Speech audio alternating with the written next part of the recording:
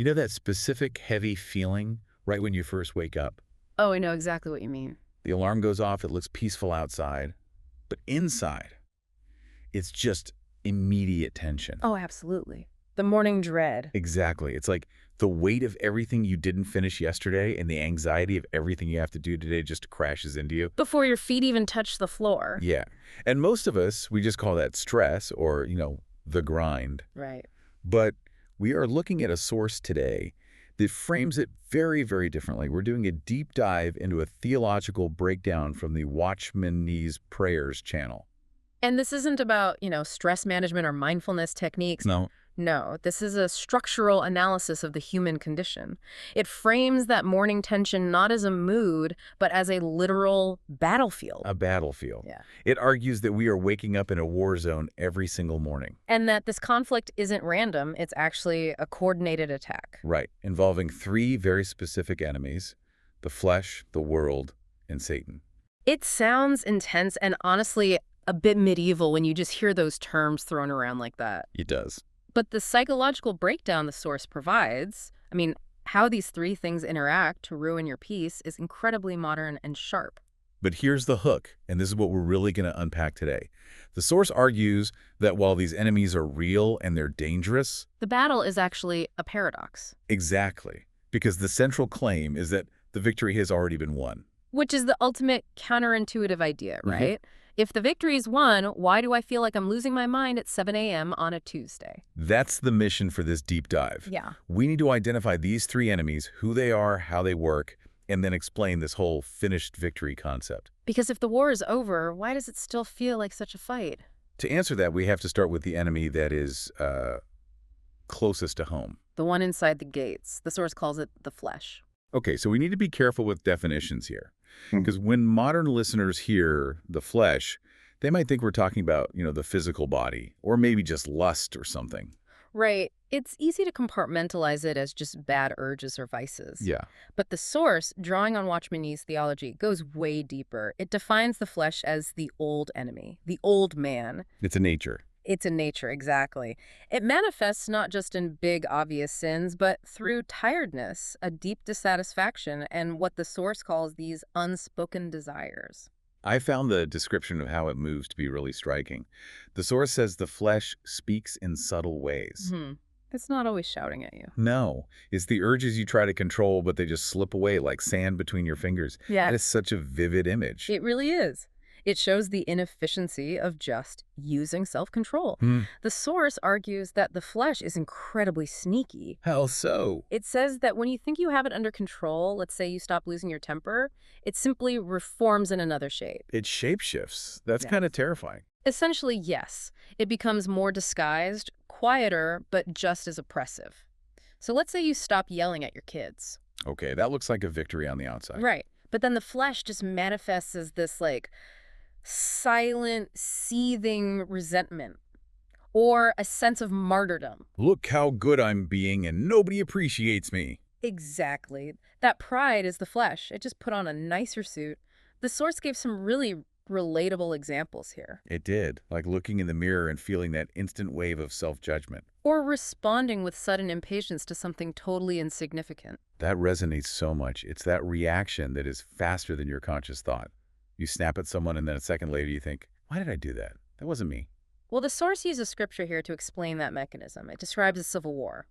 The flesh desires what is contrary to the spirit. It says these two forces are in constant dispute. Constant dispute. That explains that morning tension we started with. It does. It's not just a bad mood. It's a conflict of interest happening inside your own chest. And here is where the psychological insight gets really interesting. It argues that you cannot simply control this with willpower. But we love willpower. We think if we just try harder, we can fix it. We do, but the text says the more you try to control it, the more it infiltrates your thoughts like a poison. Because focusing on stopping it just makes you focus on it more. It's the whole don't think of a white elephant problem. But it's even deeper than that. The source argues the flesh demands to be fed. It wants satisfaction, comfort, protection of its own image. So if you fight it on its own terms, with your own strength, you're actually engaging with it. And you lose. Every time. So that's enemy number one, the internal sabotage of the flesh. the traitor inside the gates. Right. But then we step out the front door and we hit enemy number 2, the world. And again, definitions really matter.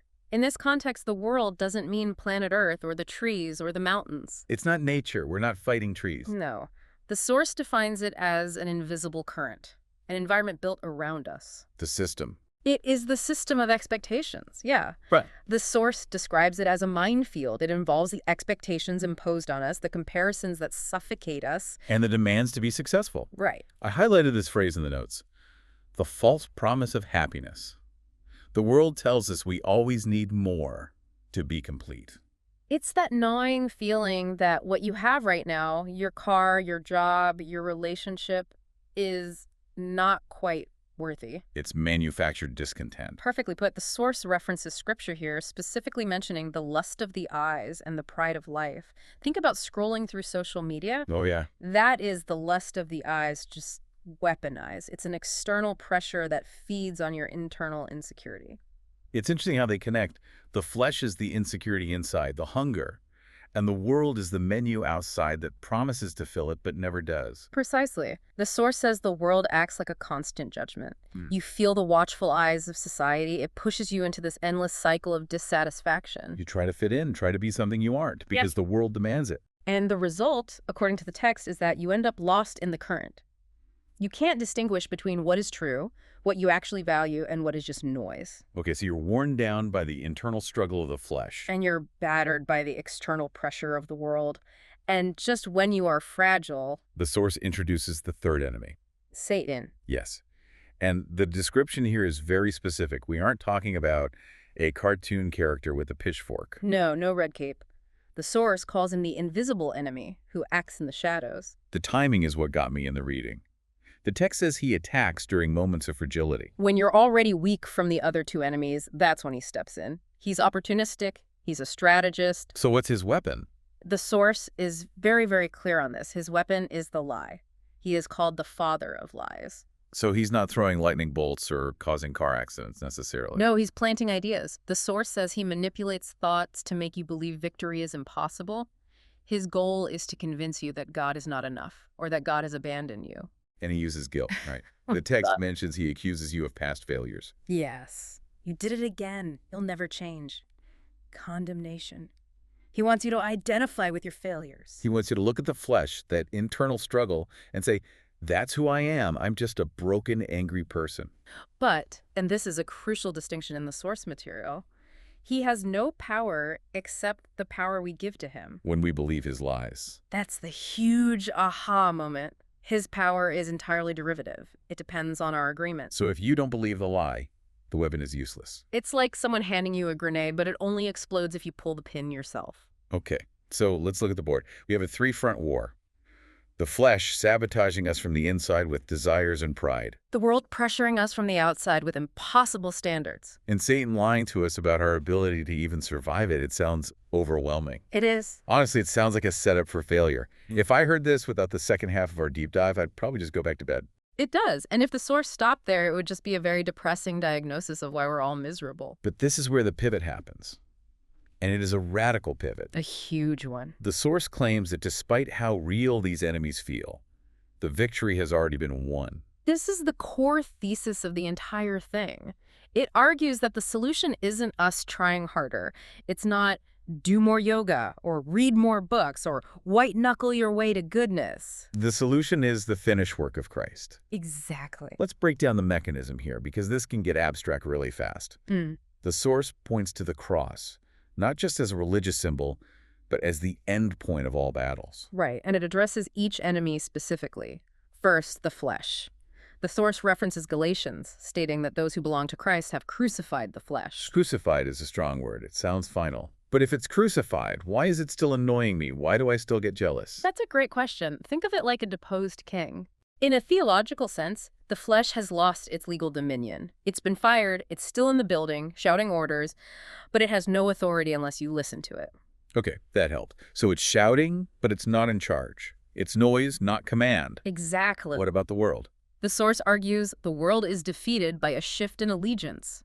When you choose to value God's approval over human approval, That invisible current loses its pull. You effectively unplug from the system. You realize the game is rigged, so you just stop playing. Right. And for Satan, the accuser, this is where the source points to Colossians. It says Jesus disarmed principalities and powers and made a public spectacle of them. Disarmed. That goes back to the idea that his only weapon is the lie. Right. If the truth is revealed, he's holding a water pistol. If you know the debt is paid, the bill collector can't scare you. This leads to the most important conceptual shift in this entire deep dive. The source argues we are not called to fight for victory. We are called to fight from victory. That preposition changes everything. For versus from. It does. Let's pause on that. I want to really nail this down. What does that actually look like on a Tuesday morning? What is the practical difference? Okay, so if you are fighting for victory, you are waking up thinking, I need to be strong enough today. I need to defeat my selfishness. I need to impress the world. I need to silence my doubts. It's all on me. Right. If I perform well, then I achieve peace. If I do well, I win. Which places the entire burden on you. It's exhausting. And according to the source, it's impossible. Exactly. You're setting yourself up to lose. But if you fight from victory, you wake up thinking, the war is already decided. My selfishness has been crucified. It doesn't own me. The world's opinion doesn't define me. And the accusations against me are lies because I am already forgiven. Yes. Your starting point is peace, rather than peace being the prize at the end of the marathon. So you aren't trying to achieve a status. You're standing in a status that was given to you.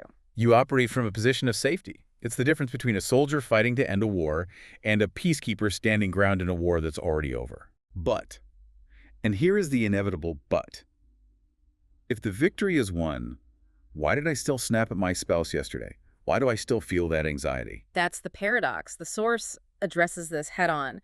The paradox of struggle versus victory. Because if I'm told you've won, but I feel like I'm getting beaten up, I start to doubt the whole thing. And the explanation in the source is so vital here. It says victory is not the absence of struggle, temptation, or pain. We are not in a spiritual utopia. No, you're not going to float around on a cloud and never get annoyed. Okay, so feeling the struggle doesn't mean you've lost the victory. That's a huge relief. Correct. The source defines victory as standing firm in the midst of the battle. It says the victory is lived out in practice. It's not a magic spell that removes the enemy. It's a shield that protects you while the enemy attacks. Yes. And this brings us to the concept of dying to the flesh daily. It's not a one-and-done thing. It's a process. A continuous choice. It says, you don't say no once, and that's it. Every time you deny a selfish impulse like the urge to be right in an argument, or the urge to buy something just to feel better. You are crucifying the flesh in that specific moment. It's active. It's not passive. The source says the flesh only has power when you yield to it. So the victory is in the refusal to yield. It's saying, I hear you, I feel you, but I don't obey you. And what about when Satan attacks with those accusations, the you're not good enough stuff? Sure. How do we fight from victory there? The source suggests a complete identity shift. Usually when we feel accused, our instinct is to defend our record. No, I am good. Look at all the good things I did. We try to prove our innocence. Which is a trap because we aren't perfect. Satan will always find a flaw. The source says the defense isn't I am good. The defense is Christ has already taken my sin. Oh, that's good. You don't defend your own righteousness. You point to the finished work. You essentially plead guilty but paid for. It references the verse, the truth shall make you free. The truth is that the debt is paid. So when you stand on that, the accusation just falls apart. The accuser has no leverage. He can't blackmail you with a debt that doesn't exist. Now, this leads to something that I think is really difficult for high achievers to hear. We live in a world that celebrates strength and hustle, but the source argues that our weakness is actually the path to power. This is the total paradigm shift, the upside-down kingdom. The source references 2 Corinthians, my power is made perfect in weakness. Usually we try to hide our weakness. We want to show the world our highlight reel. We don't want anyone to see the cracks. But the source argues that we are not strong enough to win this war on our own. It says, you are not strong enough for this. None of us are. The flesh is too subtle, the world is too loud. And the accuser is too cunning. Right. If you rely on your own strength, you will eventually burn out. So hitting rock bottom, feeling helpless. That's not the end. According to the text, that is where the victory begins, because that is the moment your reliance shifts from self to Christ. As long as you think you can handle it, you're using your own limited resources. But when you admit you can't, you tap into the infinite resource. It's like when you're drowning. As long as you're thrashing around trying to save yourself, the lifeguard can't grab you. You have to stop thrashing. Yes. The source compares Romans 7, where Paul is struggling and says, evil is right there with me, to Romans 8, where he concludes, thanks be to God who delivers me. The transition happens when he realizes he can't rescue himself. He stops looking inward for the solution and starts looking upward. It's a relief, honestly, to hear that you don't have to be the superhero of your own life. It is the ultimate relief. The source emphasizes that Christ's victory is your victory. You don't earn it, you receive it. You're stepping into a winning streak that someone else started. So let's bring this all together. We've got three enemies. The flesh, that internal nagging dissatisfaction. The world, the external pressure to perform and conform. And Satan the deceiver who wants us to give up. And we have one singular solution presented by the source, the finished work of Christ on the cross. And the big takeaway is that this isn't just about the afterlife. The source is very clear this is a now victory. It's for that Tuesday morning dread. It happens in the quiet moments, when you choose forgiveness over holding a grudge, when you choose trust over despair. It happens when you look at the mirror and you refuse to accept the judgment you feel, because you know your value comes from somewhere else. Exactly. It is about relying on a strength that is not your own. I love the thought the source leaves us with. It says, the battle isn't about how strong you are, but about who you are relying on. That changes everything. It takes all the pressure off. It means if I'm weak today, I haven't lost. It just means I need to lean harder. It really does. So for everyone listening, as you go into your day, if the war's already over, how does that change the way you face your stress tomorrow morning? Fighting from victory, not for it. That's the key. Thanks for diving in with us. A pleasure.